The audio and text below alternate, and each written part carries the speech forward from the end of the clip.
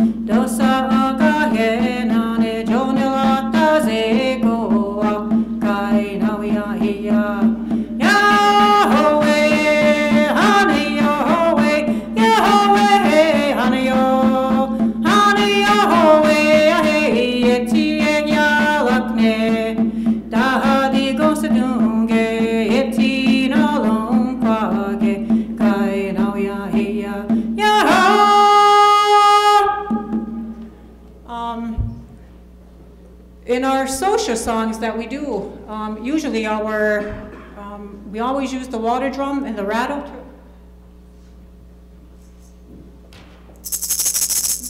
And it's made with horn, and sometimes they use BBs or corn or whatever works in your shaker and your rattle. And in our water drum, it's we use different kind of wood. We have leather, and there's water in here that creates the different pitches. And J-cloth, see? And it's just a show. I just thought of this earlier. I really liked, I'm real bad with names, but the one that did the presentation before me. Yes, Leslie. I really liked what she had to say. And when we talk about curriculum, I guess the first thing that comes to people's minds when you talk about curriculum right away is maybe papers and pencils and books. And in here, if you can raise your hand, when you think of the word curriculum, and be honest with me, What's the first thing that comes into your mind when I mention curriculum? How many people automatically think of a binder, papers, or books?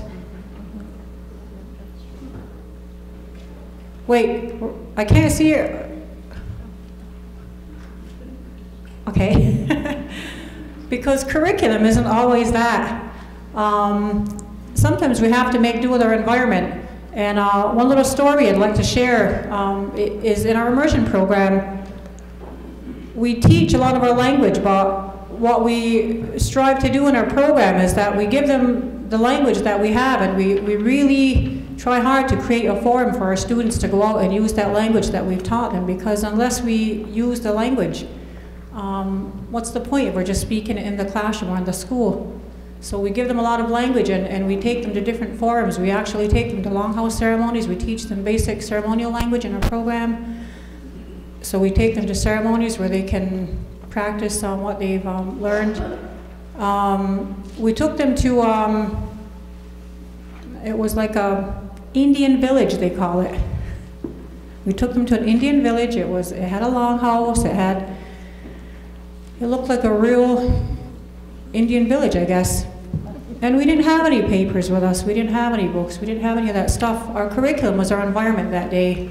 And so within that setting, our students sat in the style of our longhouse ceremonies. We sat with the male on the eastern side. We sat with our girls on the western side. They sat according to clans.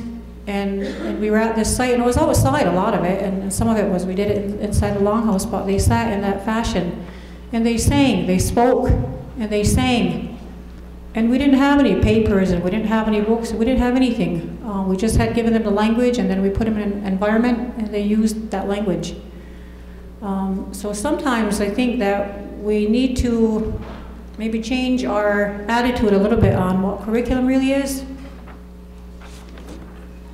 Because sometimes curriculum is just that. It's your environment and it's an attitude. And I just remembered, I didn't introduce myself. Hold on. Kawinu ni yugats, wage nesio. Onadage gali wa gunjoda, akwazasta nu ni ganagale, jisnaine nu ni gidalo. Wagenago akchikeda de gayuha galawayats. Gaili ni wagawilaya, tanajada ni hadi wagadalesu, suni part stem nu ni kilihonyani, dano akwazasta Mohawk Board of Education, no akio nase. My name is Goenuni, Margaret in English. My clan is Snipe. I'm of the Onondaga Nation. I live in Akwesasne. I actually live in Gisnaine. And Gisnaine is just a Mohawkanized word for we live along a channel, and then in French it was Chanel, and then our older oldsters, I really like that word, oldsters.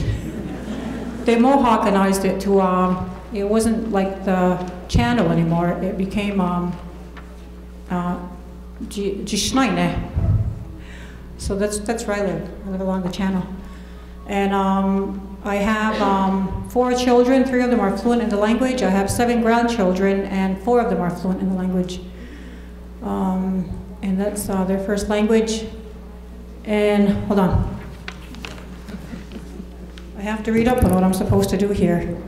Okay, it's called presentation title, Multimedia Tools, How to Develop Materials to Support Immersion in Homes.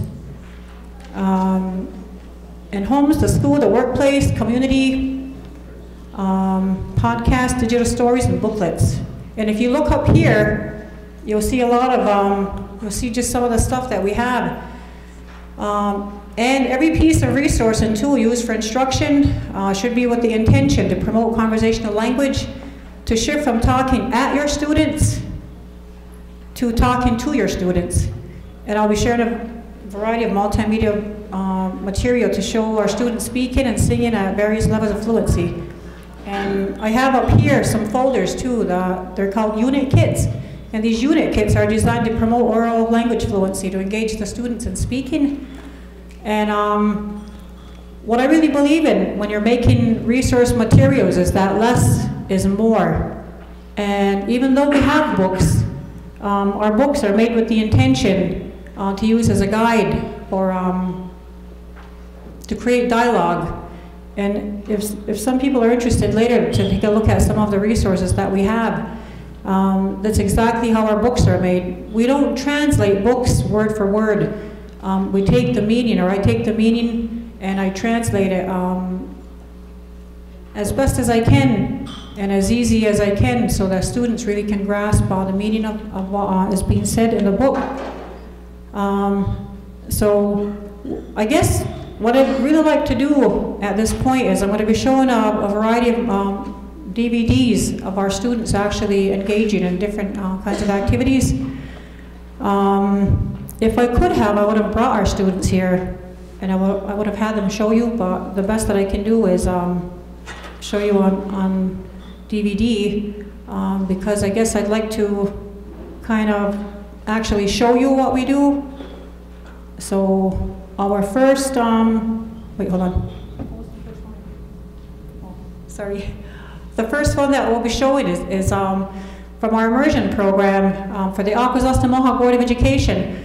Our Immersion program is actually just that. It's a program. We're a program within a school. It's an English school, but we have an immersion program within that school environment, and I would say that our students are actually in a bilingual program, so we kind of have to do what we can to really, really push the language as much as we can, because I almost see us as, I guess, being like in an ocean.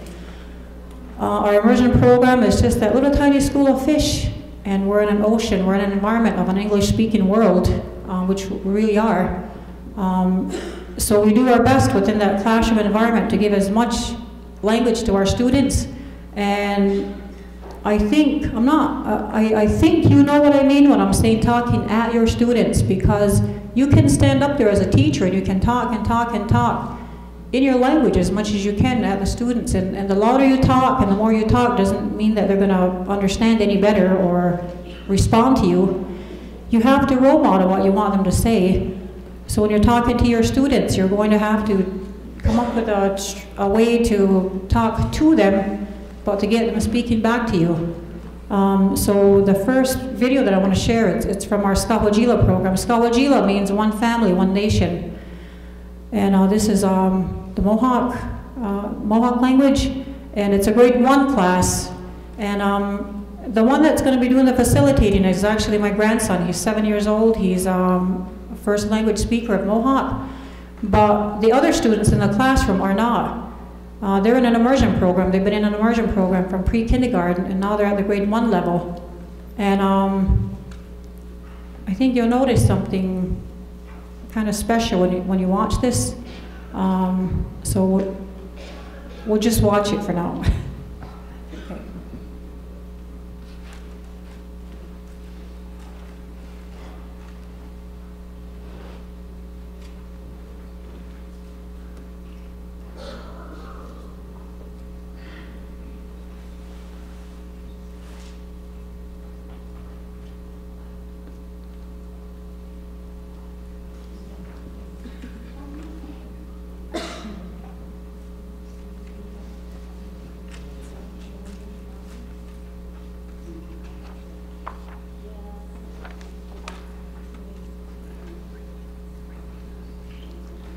That's what happens when we have to depend on technology.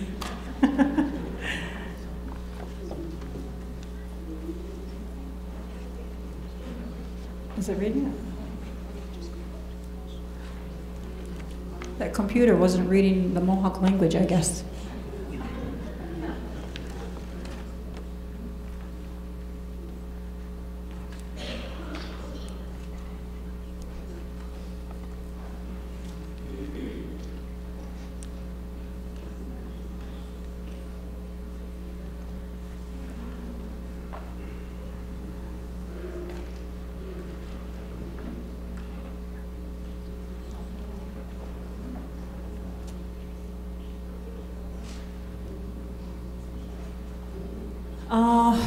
Anyway, I'll just show you some of the resources that the lesson that you would have seen them doing is this. Within our confederacy, we have, in our government, we have 50 chiefs in our confederacy. They're title holders. These aren't actually their names, they're titles. And I'm not sure if you can see, but this is one of them. So they're different symbols.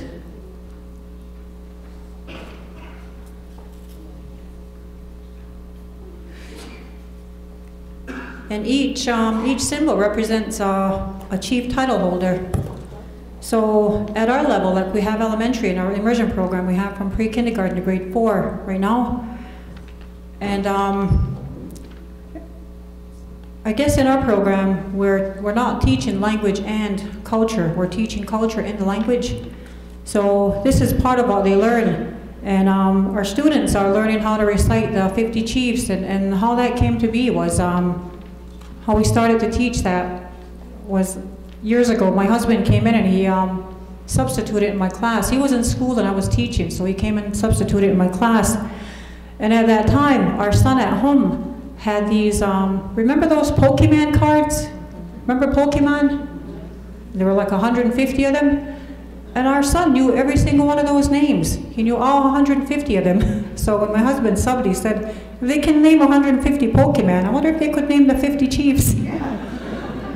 So it was a Friday that he came in and he did the 9 Mohawk chief titles with them. And so he did that Friday. So I came back in Monday and he told me what he had done, and I went over it with them, and most of them remembered all 9. There were just a few that didn't, remember all of them, but they remembered some.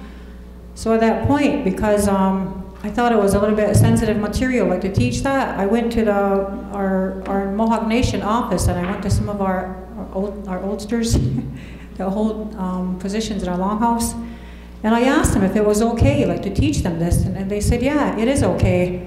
And so they were saying that teach all the students that, because some of the issues that we were having was we were bringing ceremonial teachings into our school, and then we'd have people that are from the longhouse or from our council that would say, you shouldn't teach, that's sensitive, that's too sacred, you shouldn't teach that. So when I went to these chiefs and clan mothers, and they said, you need to teach it, because you might teach 15 students that, and we'll be lucky if we have one that remembers it. And through the years, we might actually need that one person that has that kind of knowledge. And what ended up happening was, when I started to teach it, we actually had one family that did complain about it. They said, that's too sacred, you shouldn't teach that in the you shouldn't teach about that ceremonial stuff in your classroom. And these people were longhouse. They went to the longhouse. They were, the grandparents both had titles in the longhouse, and they were the ones that said, don't teach it. And the daughter was in there, she was learning it. But what ended up happening was the father ended up getting chosen for a position in our longhouse, and he had to go back to his daughter. I had given her the pictures, and I had given her the audio, and our kids could name all like 50 chiefs, and the father actually, having complained about it in the first place, had to go back to his daughter and learn from her. So after that, they supported it. But okay, that first CD didn't work. But this is what they would have been doing anyway. The students would have been using these, and the way that the teacher would have been teaching them that is they would have been playing, it's called X and O, that game X and O, and the students would have to, like in the Mohawk, say, I want to pick category, like the top number 3, and they play the X's and O's. But the amazing part of it was the students were only in grade 1, and they were doing that, and there was the facilitator was engaging the other students in dialogue, so there was a lot of conversational language going on. But the amazing part of that would have been, you would have seen and heard the students arguing. They were arguing in Mohawk. And there was not one word of English throughout that whole entire time. And we actually, and people can vouch for that, because we had, within our confederacy, do we have any Cayugas in here, Cayuga Nation? Some Cayuga? Okay, so we have all 5 nations in here. And in our Haudenosaunee, we have 5 nations, six-ish. Well, we have 5, we're a 5-nation confederacy. So we have our Mohawk, Eastern Doorkeepers, we have our Senecas, our Western Doorkeepers, I'm Onondaga, and then we have Oneidas, and that one Cayuga sitting there. So that's our 5 nations. And I forgot what point I was trying to make. But anyway, this next one that we'll show, I think this one's going to work. But I was principal at a school for 1 year. I was interim principal for a year at this school in near Brantford, Ontario, in an immersion school. They were immersion from pre-kindergarten to grade 6. Their grade 7 and 8 were a 50-50, and into high school they had 80 minutes of language still during the day. And when we I had designed a proficiency program, and we had 4 categories of oral language usage. And we're just going to show short clips of the students actually engaging in that. We have announcing, we have recitation, we have the conversational language, so I'll just let you see for yourself. So in the development that I do, the research development that I do, like I said, I try to make it so that less is more. So we've gone away from that working on worksheets and reading and writing. We're focusing all on oral language right now, conversational language. And so when I develop a unit kit, what the teachers get now is they actually get like a whole package, a whole, I don't know why, but this word came to me, a whole crap load of resources. That's not what I meant. But they get a unit kit, and all it is we take it like an envelope. We put our resources in there, and I don't have the unit outline for that one, but just an example is we have for a thunder, our grandfather thunderers unit. So we'd probably be on that, maybe in, I'd say like in the spring and in the fall, because the thunderers, they come in the spring and they leave in the fall. So we have different little activities that we do around there, so those are the units we'd be on. So some of our language outcomes were students would listen for the thunderers. Students will learn how to recite welcoming speech to welcome their arrival. Students will burn tobacco and recite a basic, intermediate, or advanced welcoming speech to acknowledge their arrival. Students will be able to converse in dialogue using words and phrases from the Ladiwelos booklet.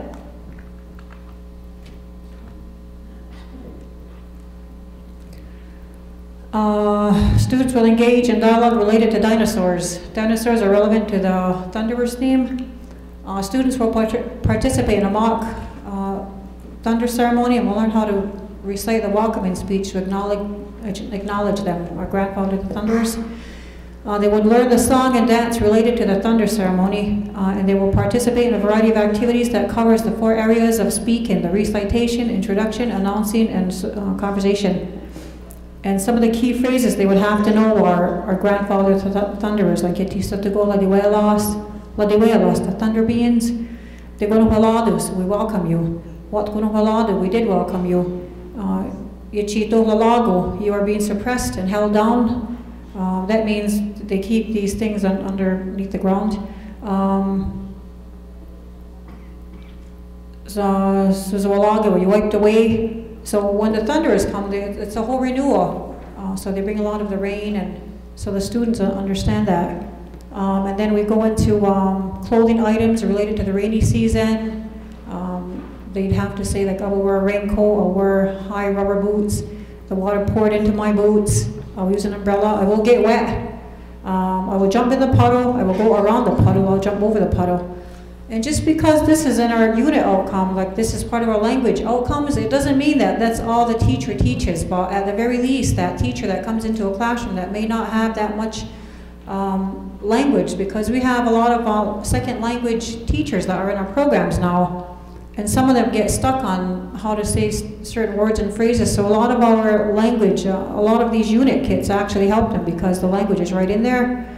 And when we make booklets, our booklets aren't made, we don't translate our books word for word. and we do it very, not a lot of language in here. We do it with always in a conversational format. There's always like a question and answer type language in our booklets, so they almost become like a guide to help the students be speaking the language. So we're not just making the book for the sake of having a book that we read to our kids. There's actually a method that the teachers use. So they use these as a guide to get the students speaking in conversational language. And then with that unit kit, we'd also have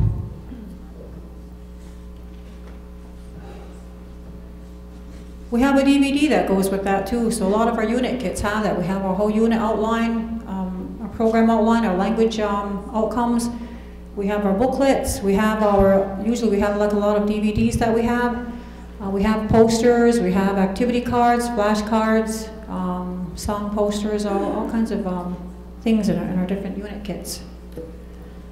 And we don't, like I said, we don't have a lot of worksheet activities. A lot of them, like you just saw that little activity that they did. The teacher at first played the game with them. She gave them all the language, and after a while, like they had to do it. So that's what we do. We give our students the language, and then we put them in a position to facilitate the language. And like I said, my grandson, even though his first language is Mohawk and he learned it from home, the other students did just as well, coming from a non-speaking home. So they also learned that language. The next DVD I'd like to share is a part of our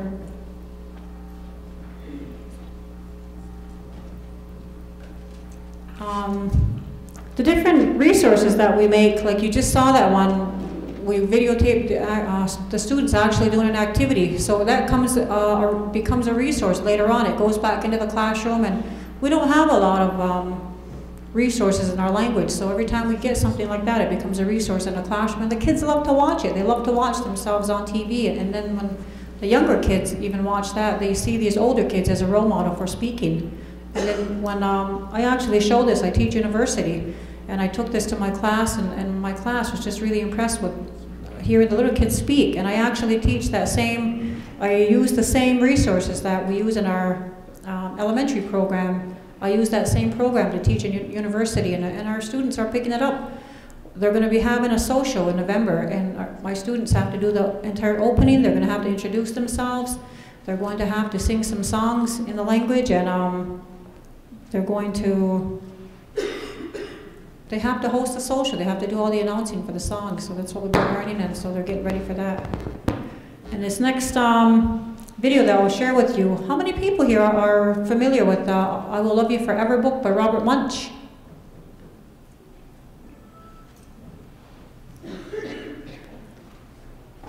He's a Canadian author. So I guess you'll become familiar with it today.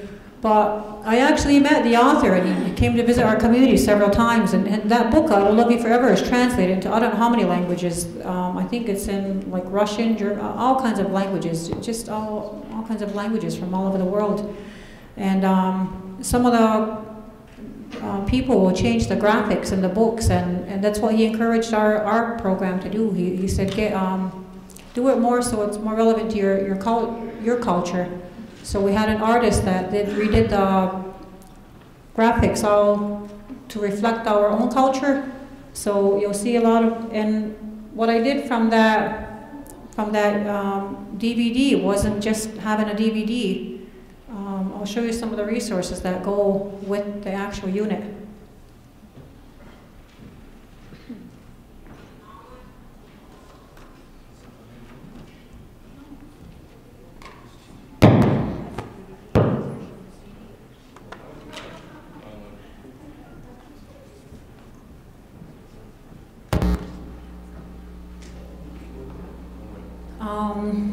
So I'll just go over real quick the unit outline. I'll kind of read it to you. And it covers all our subject areas for our immersion program. So some of the outcomes are students will be able to sing the baby song, they'll sing Shake the Bush, the 7 Mohawk Territory song. They'll learn to state their kinship in dialogue format using, I love my like male and female kinship. Like I love my mother, I love my father. and they have to ask. So they have to ask each other. So these booklets are made saying, do you love your father? Yes, I love my father. And then the other side is the female. Do you love your mother? Yes, I love my mother. So it's not just learning like my mother, my father, you know, learning those words. It's actually like in a little bit of a dialogue format. And then there's a lot of cultural items that come out of that too. So there's like the rattle, the drums, and all different things. So it's saying like, do you see the rattle? Yes, I see the rattle. So all of it is like in a dialogue format.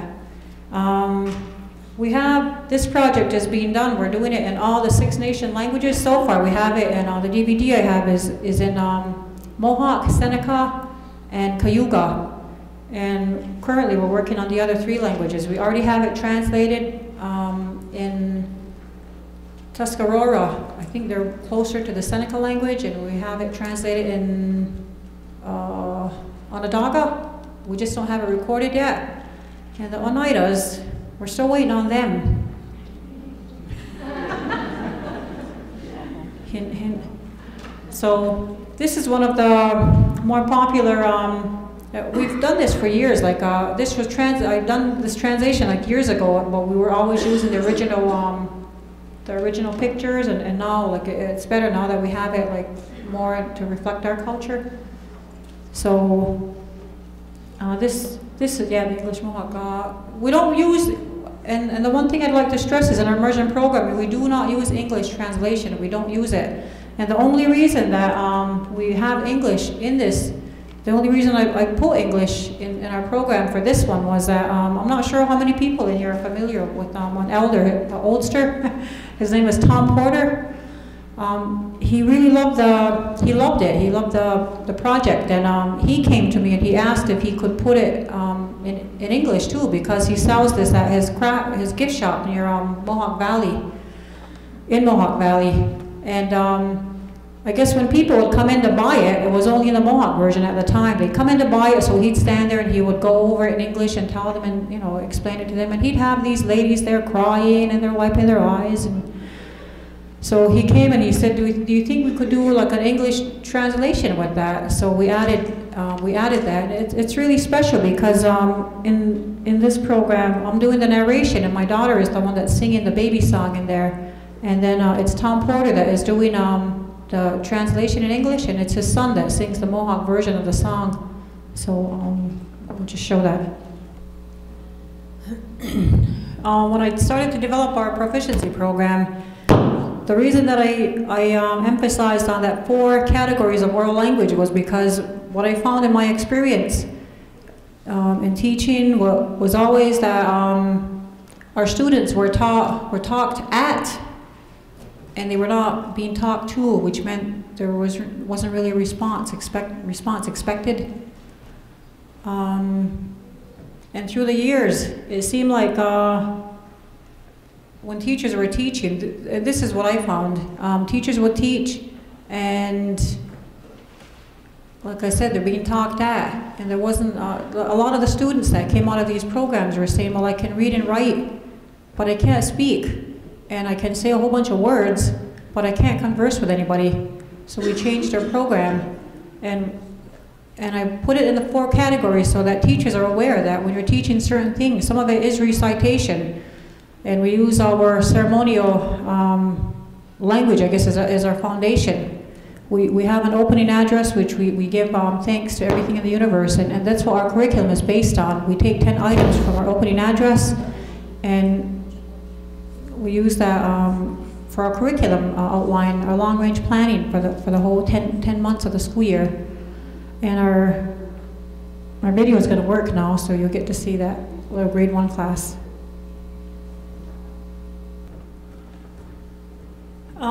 So with that whole unit outline, when we begin in September, we're on the theme of people, because when we give thanks in our traditional opening, we always start with giving thanks to the people. So that's our first theme in September is people. So this is our people unit, or part of our people unit. And some of the resources I just showed you, like the little booklets that come with it. We also have like flashcards. We use a lot of pictures in our program. So to avoid translation, we do like a lot of gesturing, we do a lot of pictures. We don't use English translation in our programming. So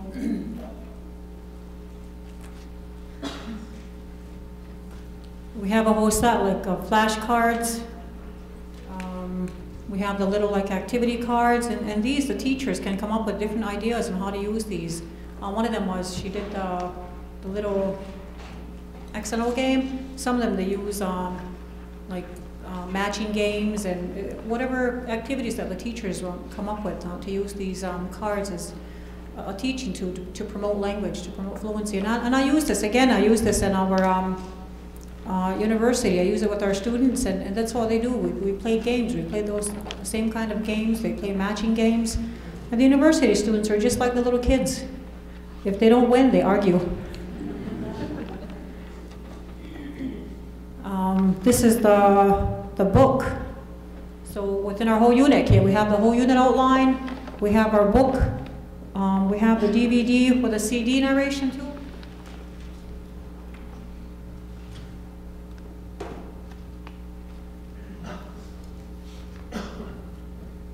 So the whole unit kit contains our book, our little booklets, our flashcards, activity cards, and the DVD, and it also has an audio. Because some of the parents, the reason that we ended up doing that was some of the parents, we had these in the library, and what we noticed is our CDs kept going missing. So I said, well, the kids must really like that. They're stealing it because they like it. So I didn't take offense to it. So when we did our, we put on DVD, so we also have the audio, the CD with it too, so that parents and their kids just love it, so they play it in the car with the kids too.